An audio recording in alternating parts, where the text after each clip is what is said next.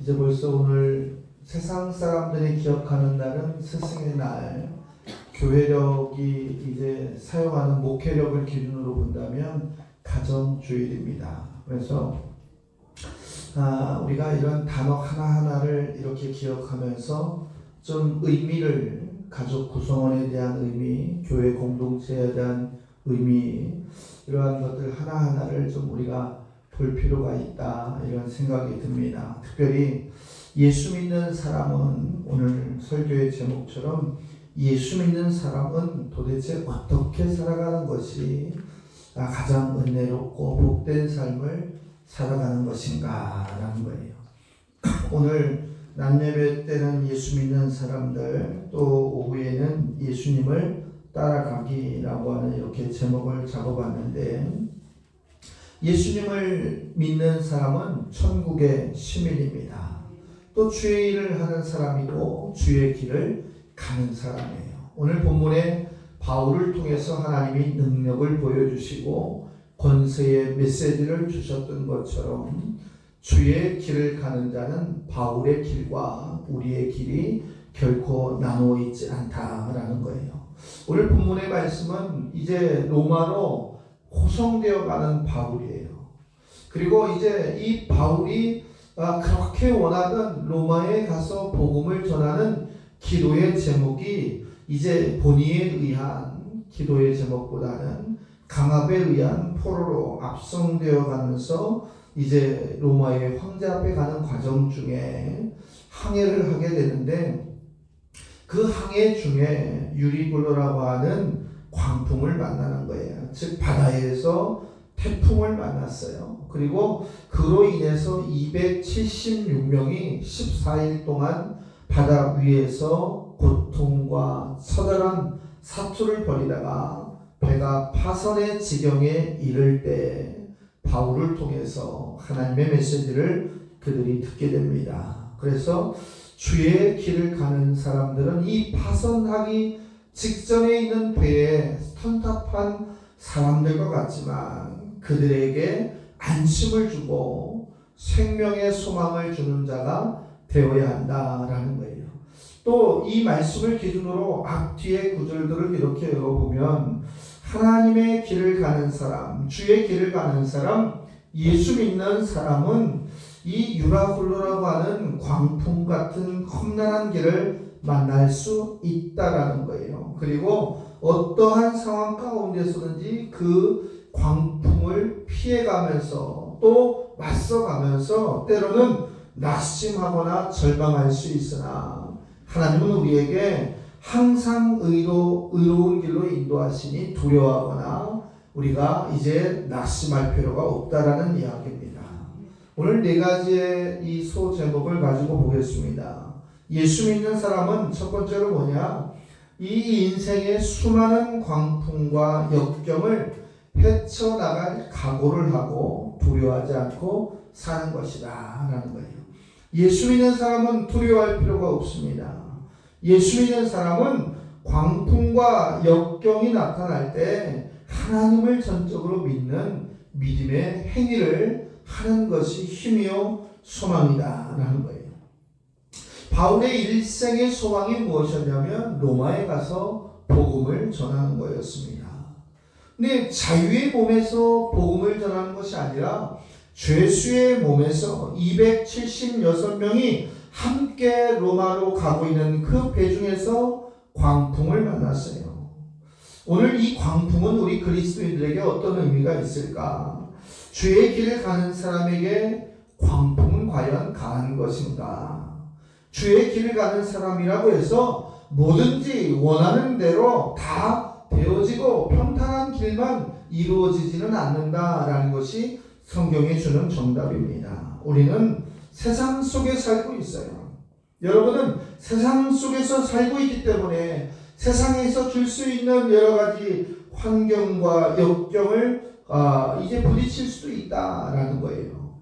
또 이 광풍을 만나게 된 주된 원인 중에 하나가 무엇이었냐면 백부장의 반대였어요. 이 백부장은 뭐냐면 그레데 미항이라는 곳에서 서 있으면서 이제 이 로마로 가는 이 백기를 가지 말고 겨울을 지나서 가자. 지금 바닷길이 위험하다라고 하는 바울의 이야기를 듣지 않고 선장과 선주의 경험을 더 믿고 그리고 배를 출발시킨 사람이었어요.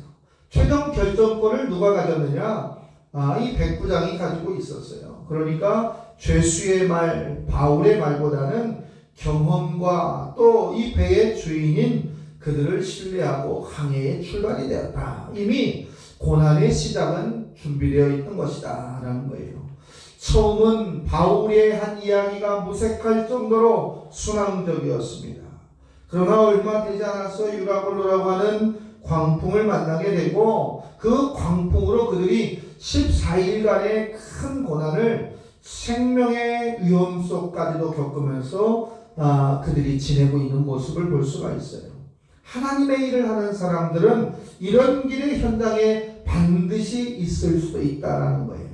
권력자들에 의한 도전, 또 물질을 가지고 있는 자들의 도전, 또 믿음이 연약한 자들을 압제하는 우상들의 도전이 우리에게 항상 나타날 수가 있다라는 거예요. 이때 그리스도인이라고 한다면, 예수 믿는 사람이라고 한다면 좌절하는 것이냐? 그것이 강한 것이냐? 그렇지 않다라는 거예요.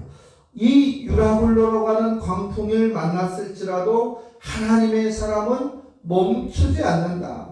하나님의 사람은 좌절하지 않는다. 하나님의 사람은 두려워하지 않는다. 왜냐? 이 세상 만물을 주관하고 계시는 분이 하나님이라는 사실, 그분이 우리의 아버지라는 사실, 그분이 나의 전능하신 주인이라는 사실을 우리가 고백한다면 두려워할 필요가 없다라는 겁니다. 사랑하는 성도 여러분, 여러분에게 어떤 유라굴로 같은 광풍이 지금 찾아오고 있습니까? 또 우리가 알지 못하는 유라굴로 같은 광풍이 내일이고 모레고 한 달 후고 1년 후고 우리에게 다가올 수가 있습니다. 그러나 중요한 것은 그것을 두려워하지 않는 것이 믿음이라는 사실을 깨우쳐야 될 줄로 믿습니다. 사도행전 27장 24절의 말씀에 보면 하나님은 그의 천사를 통해서 바울에게 이렇게 얘기합니다. 두려워하지 말라. 두려워하는 것은 하나님의 뜻이 아니다라는 거예요. 두려워하는 것은 하나님이 원하시는 것이 아니다라는 거예요. 두려워하지 말라라고 하는 것은 뭐예요? 걱정하지 마라, 내가 너를 지킨다라고 하는 위로함이다라는 거예요. 주의 길을 가는 저와 여러분은 두려워하지 않고 주님의 약속을 믿고 나아가는 용기가, 믿음의 결단이 있어야 될 줄로 믿습니다. 시편 23편 4절의 말씀에 보면 내가 사망의 음침한 골짜기로 다닐지라도 해를 두려워하지 않을 것은 주께서 나와 함께합니다. 주의 지팡이, 주의 막대기가 나를 안위하시나이다. 여러분이 주의 지팡이와 막대기가 있는 그 현장에 머무른다면, 여러분이 가는 곳이 사망의 음침한 골짜기라 할지라도 안전하다, 두려워할 필요가 없다라고 하는 말씀을 우리에게 주신다는 거예요. 예수 믿는 사람은 그러한 하나님을 믿는다는 사실을 고백해야 될 줄로 믿습니다. 두 번째로 보면 예수 믿는 사람은 무엇이냐? 하나님으로부터 생명의 보장을 받게 된다라는 거예요. 생명을 받게 된다. 하나님이 주신 생명을 보장해 준다. 이 유라굴로라고 하는 광풍을 만났을 때 많은 사람들이 우리가 죽게 되었다 그랬어요.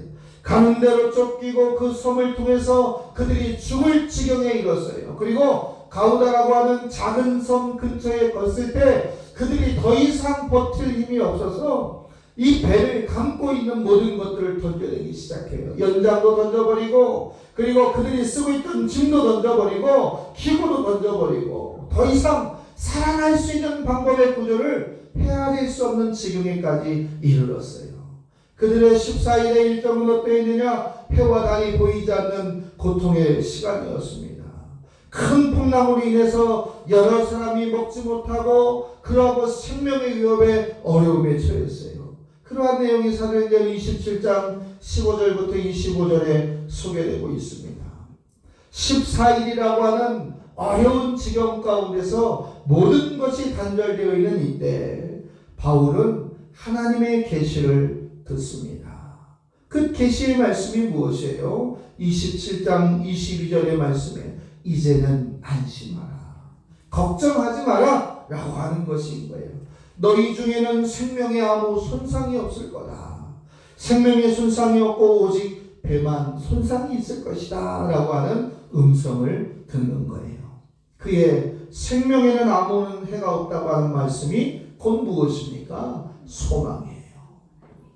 사랑하는 성도 여러분, 우리에게는 생명의 보장의 주인 되신 주님이 있다는 것이 우리의 소망이라는 사실을 반드시 기억해야 될 줄로 믿습니다. 근데 우리는 문제는 뭐냐면 성경은 너만이 생명이고 너만이 소망을 취하는 자가 되는 것이 아니라 구원의 소망을 잃어버린 자에게 그 소망을 주라라는 거예요. 그 구원의 생명을 잃어버린 자들에게 그 생명을 주라라는 거예요. 내가 구원받았다고 해서 나만 만족하는 것이 아니라 그 생명을 전도하고 반드시 보장해 준다는 것을, 확신한 것을 전하라라는 거예요. 왜냐하면 저와 여러분은 우리의 삶을 우리가 판단하는 사람이 아니라 하나님께 속한 사람이기 때문에 그렇습니다. 사랑하는 성도 여러분, 여러분의 생명이 연장됨 같이 믿지 않는 자들, 믿음이 연약한 자들에게 생명의 하나님을 전할 수 있는, 그리고 생명의 보장됨을 당당히 전할 수 있는 저와 여러분이 되기를 축복합니다. 사도행전 27장 23절에 보니까 나의 속한 바 곧 나의 섬기는 하나님의 사자가 어젯밤 내 곁에 서서 말했다. 믿지 않는 자들에게 하나님의 천사가 내게 와서 말했다라고 얘기했을 때 어느 누가 수용하겠어요? 미친놈이라고 할 수도 있어요. 태풍 가운데 죽음의 직전에 있는 자신들을 조롱한다라고 생각할 수도 있는 대목이었어요. 그러나 바울은 담대하게 내가 하나님께 속한 자다, 하나님은 내게 지금 말씀하셨다, 우리의 생명은 아무도 손해가 나지 않을 것이다 라는 거예요. 여러분이 하나님께 속한 자임을 안다면 여러분의 입술을 열어서 그것을 증거하시기를 주의 이름으로 축복합니다. 베드로전서 5장 7절의 말씀에 너희의 염려를 다 주께 맡겨버리라. 염려는 누구의 것이냐? 하나님께 맡겨버리는 것이 가다라는 거예요. 그리고 이는 저가 너희를 권고하십니다. 하나님이 원하신다라는 거예요. 염려의 근심의 모든 희망이 없는 불순종은 하나님께 맡겨버리라 라는 거예요. 세 번째는 무엇입니까? 예수 믿는 사람은 항상 주의 사역의 능력을 감당하도록 하나님이 함께 하신다라는 거예요. 거저 주는 것이 아니라 능력을 함께 주신다라는 거예요. 27장 24절에 보니까 내가 가이사 앞에 서야겠고 하나님께서 너와 함께 행선하시는 자를 다 내게 주겠다 그랬어요.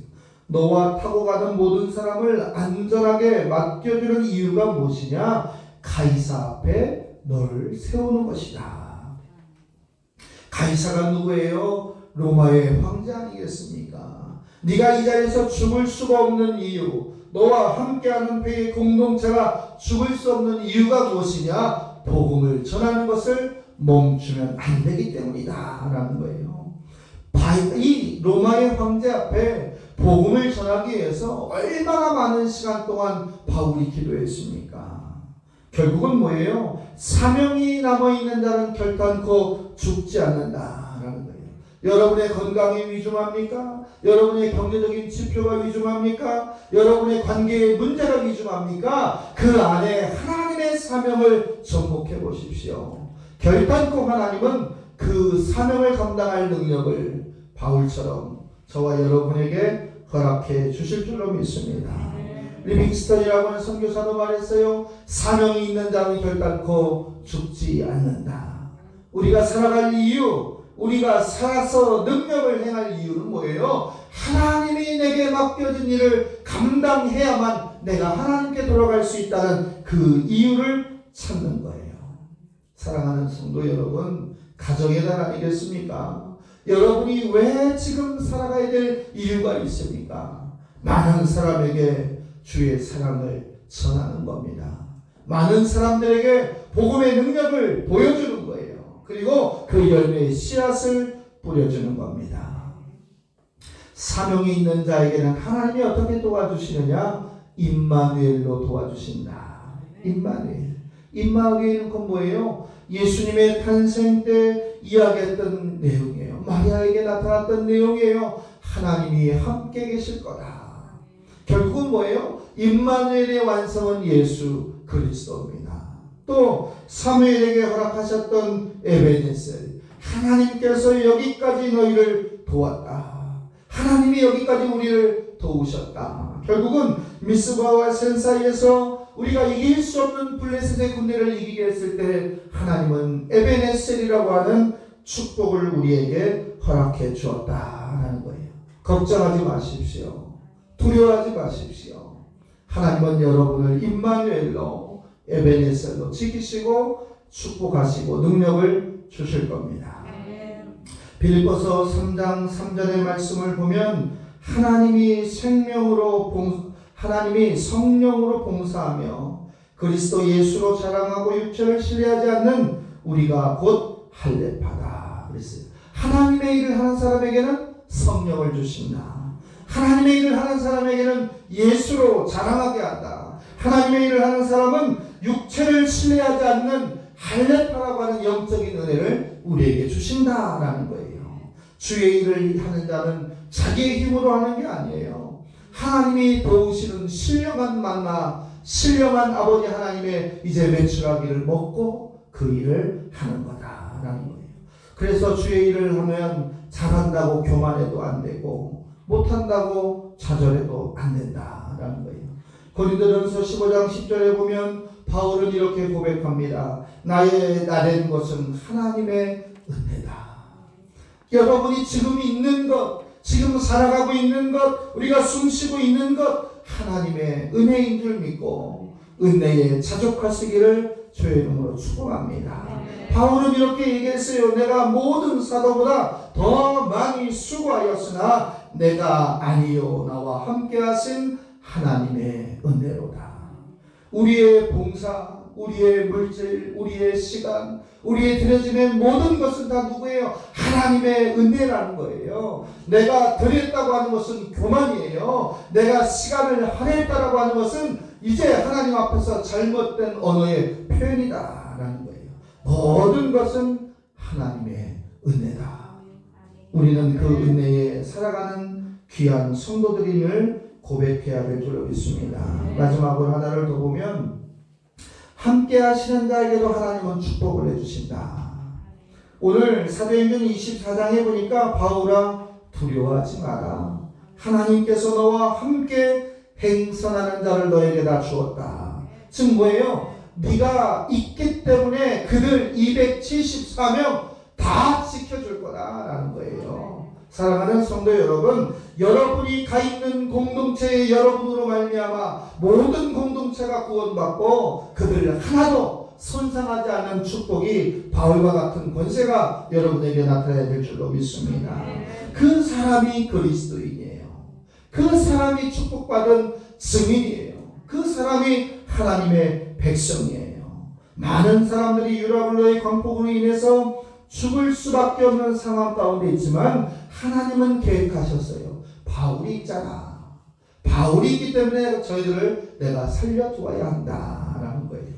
이 바울 사건만이 오늘 하나님의 사람을 증명하는 건 아닙니다. 구약성경 창세기 39장에 보면 이 보디발 장군의 집에 누가 들어가느냐? 이제 요셉이라고 하는 이제 하나님의 사람이 들어가요. 비록 종으로 들어가고 노예로 들어갔지만 창세기 39장에 보니까 요셉으로 말미암아 그 집에 복을 내렸다. 그 집에 복을 내리고 축복을 내렸다. 또 요셉이 국무총리가 되니까 요셉으로 말미암아 애굽 땅에 복을 주어서 그 지경에 많은 거민들을 살리게 하시고 이스라엘 백성들을 구원하게 할 수 있는 축복을 허락하여 주셨다라는 거예요. 여러분이 잘 돼야 될 이유, 여러분이 잘 살아야 될 이유, 여러분이 건강해야 될 이유, 여러분이 형통해야 될 이유가 무엇이냐? 여러분으로 말미암아 축복해 주시는 그 축복의 생수를 나누어 줄 수 있는 은혜를 여러분이 가져야 한다는 겁니다. 사랑하는 성도 여러분, 말씀을 정리하겠습니다. 주의 길을 가는 사람, 그리스도인 수많은 광풍과 역경을 각오해야 됩니다. 그러나 두려워하지 않아도 됩니다. 왜냐하면 생명의 보장을 전능하신 하나님께서 함께해 주시기 때문이다. 그 하나님이 우리가 감당할 만한 은혜를 통해서 능력을 주시니 두려워하지 않아야 합니다. 그 능력을 가진 사람을 통해서 하나님은 주변을 축복하시고 이웃을 축복하셔서 그 공동체가 온전히 일어설 수 있도록 은혜를 주십니다.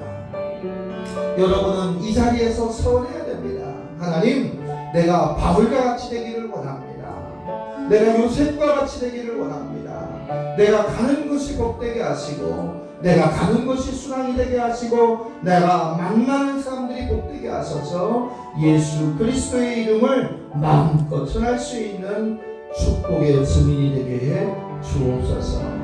가족의 주간, 한 주간 은혜로 살 수 있는 여러분 모두의 삶이 되기를 축복합니다. 기도하겠습니다. 거룩하신 하나님,